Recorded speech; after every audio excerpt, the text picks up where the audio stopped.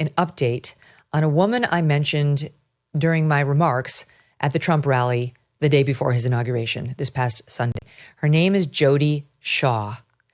And I mention her for a reason, because in this whole cultural war we've been engaged in, the left trying to force racist DEI policies on us at the federal government level, at the corporate level, in our universities, in the K through 12 system. It's just everywhere.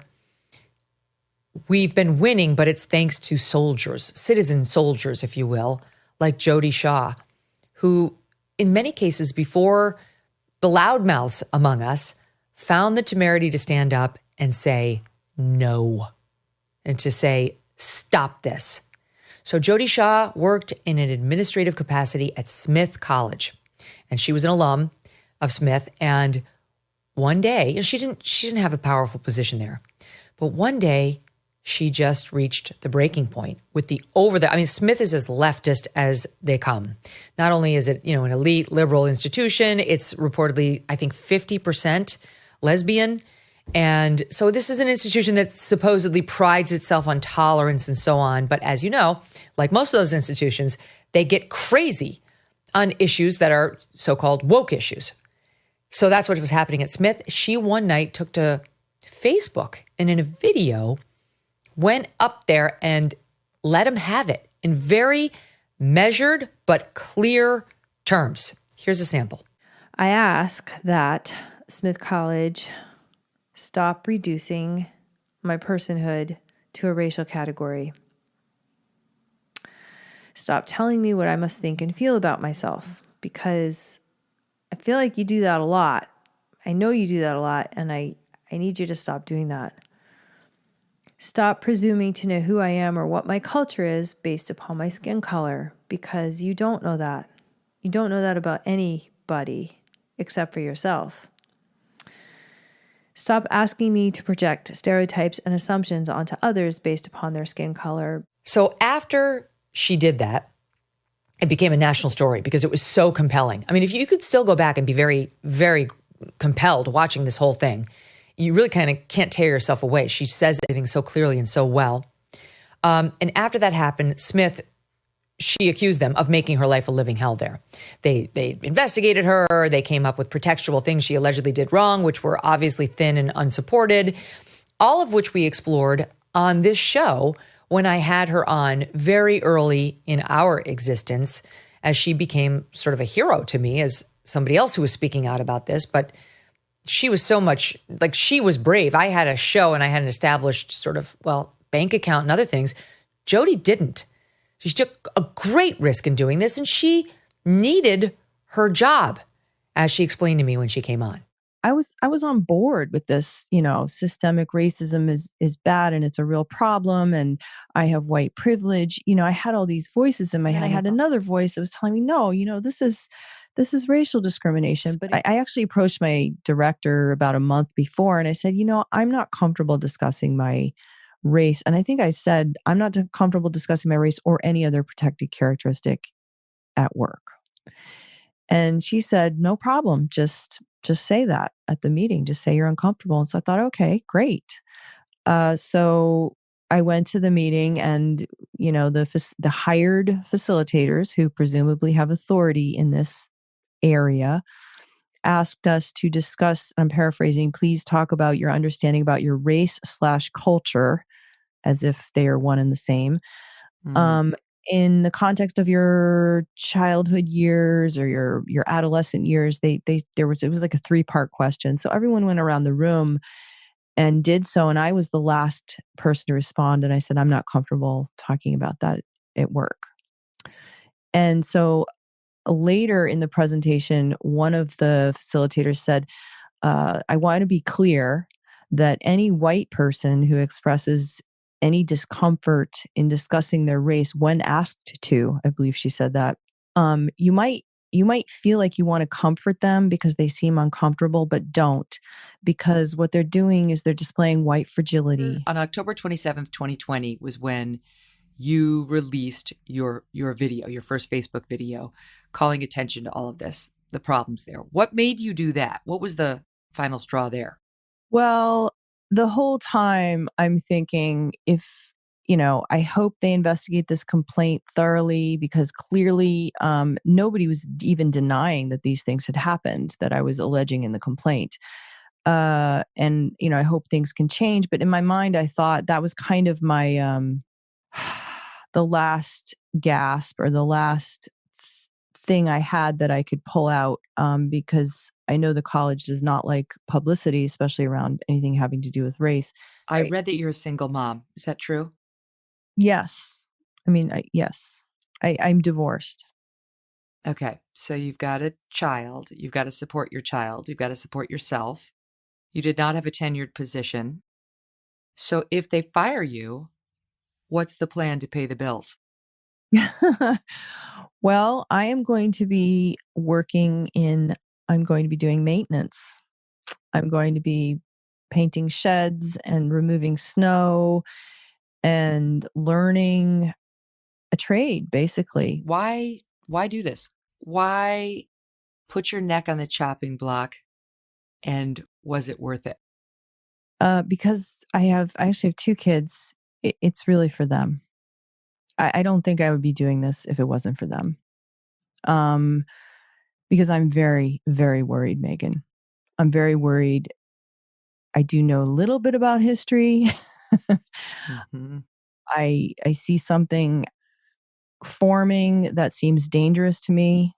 And I have 2 white boys, and I want them to know that who they are is more important than what they look like.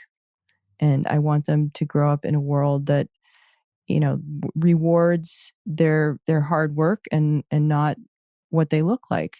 Well, she ultimately was forced out of Smith College, and they engaged in a litigation, I believed, at the last I heard, where she was trying to fight back and stand up for herself, but she didn't know what was going to happen to her. And that's a unique set of skills, and getting bounced out of a college for being not woke doesn't exactly open doors for you at other elite institutions like Smith. So poor Jodi was in a very tough position. And I've never stopped thinking about her. I've never stopped thinking about Andrew Gutman, who I mentioned in those remarks. Paul Rossi was another one I meant to mention. These guys take real risks in being one of the first to stand up to their institutions. He's a guy who was a teacher who stood up saying, stop doing this. I just want to teach math. Stop doing this. And I reached out to Jodi before I gave those comments to see if she wanted to just give me an update on her life. I was curious about her. I didn't hear back from her until today. And she wrote me such a beautiful response. I really wanted to share it with you. I texted her and said, may I? And she said it would be okay. So I'm going to read you what she wrote. Here it is. Hi, Megyn. Thanks for reaching out. And thanks for the shout out and kind words spoken at the pre-inauguration gathering. I guess I should play those remarks for you before I get to the response. Here's that piece of our story.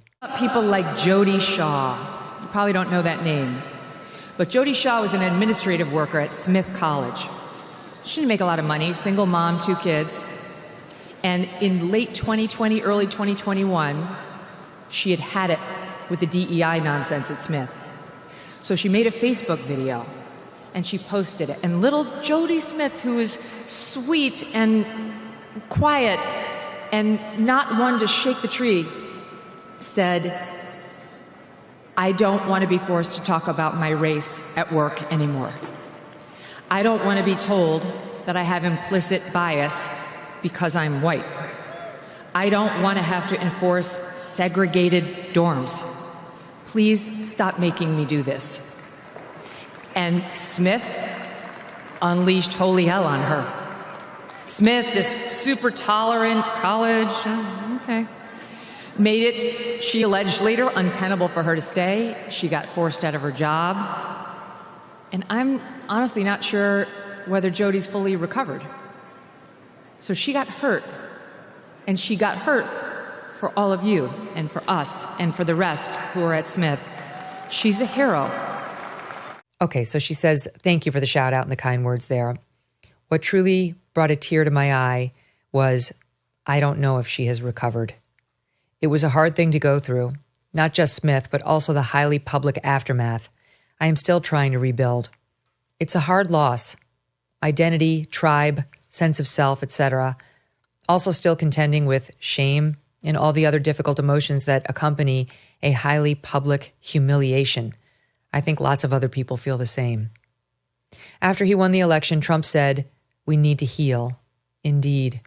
We are a wounded and deeply divided populace, and healing and reconciliation is in order if we are to be strong again.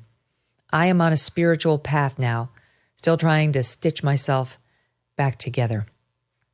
I'm writing a book, an attempt to explain what happened, why I did it, and how I'm trying to move forward.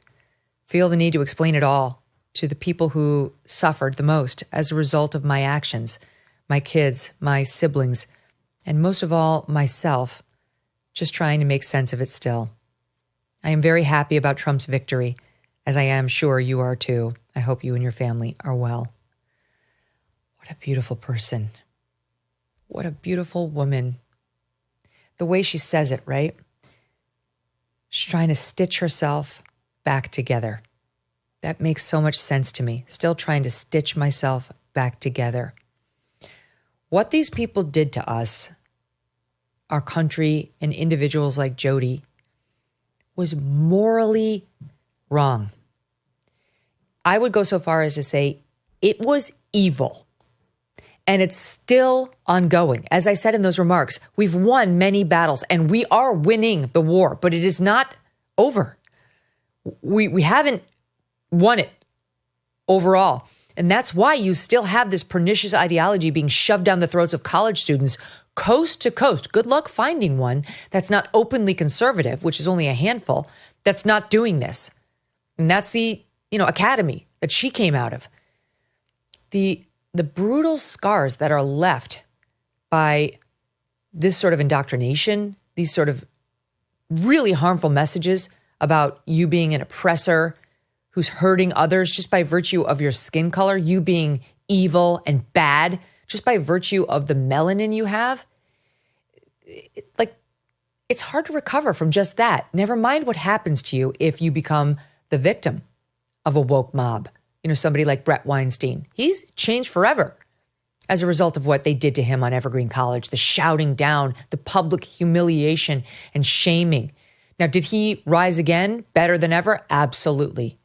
And I certainly hope that's what happens to Jodi Shaw. I would like to submit that the same happened to me and that I've risen, come back better than I was before. But it's not a guarantee. And I feel like I'm one of the lucky ones, and I don't know if Jodi considers herself one of the lucky ones.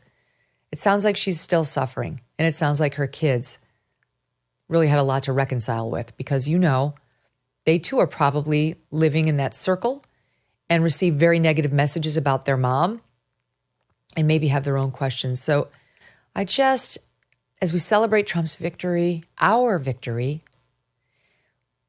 it's like remembering the fallen. When you actually do win a war. It's like not forgetting the blood and treasure that was spent to get to this point. And honestly, to hold those people accountable. It's not, I know people are like, unify, and even Jodi mentions that, but I'm not ready to forgive the people who did this. I'm really not. I know maybe it's definitely not consistent with the Catholic Church's teachings. Somebody was saying after my episode with Billy Bush, I really should forgive Andy Lack, that's what we believe as Catholics. And you become bitter if you hold on to the forgiveness. It corrodes yourself, not the other. I guess it hasn't made me bitter. I'm actually really enjoying the loathing I have for him. I don't want to give it up. And I just feel like they're still doing it to us. So I do see them more as enemies who must be defeated as opposed to people with whom I have any intention of unifying. They must be brought to heel. And our new leader is the anti-wokester in chief who was on to this mission before the rest of us. So I have total faith in his commitment to the mission and ability to carry it out, but he needs help. The best generals in the world, whether it was George Washington or Patton, needed troops. And that's where all of us come in. Don't let Jodi or others stand alone. There's power in numbers. And while our force is riding high right now, I'm feeling euphoric, we can't get overconfident. This stuff is everywhere still. The nation submitted to it. And on the LGBTQ trans stuff, they sneaked it into laws state by state. So we have massive legislative battles to fight too. It's going to require donations to the right groups, like Independent Women's Forum, like Alliance Defending Freedom. And it's going to require patience and resolve to fight, which I know the people listening to this show have. Life is busy, and finding time to shop for clothes can feel impossible. This is why Daily Look is a game changer, the #1 premium personal styling service for women. Here's how it works. A stylist curates a box of up to 12 pieces tailored to body shape, preferences, and lifestyle. Whether chic office outfits or cozy everyday looks are needed, Daily Look delivers what fits the moment. Everything can be tried on at home, and you keep what works and send back the rest. With free shipping both ways, by the way. It's a seamless, stress-free way to elevate any wardrobe. Daily Look works with top brands like Kate Spade and more, offering premium pieces for every occasion. Sizes range from extra small to 3X and 0 to 24, making it an inclusive styling service for everyone. Daily Look's mission is simple. Elevate the personal style of the people who come to them while saving time and effort. It's time to get your own personal stylist with Daily Look. Head to dailylook.com to take your style quiz and use the code Megyn to get 50% off your first order. Dailylook.com for 50% off. And make sure you use my promo code Megyn so they know I sent you and you get your discount. Dailylook.com, promo code MEGYN.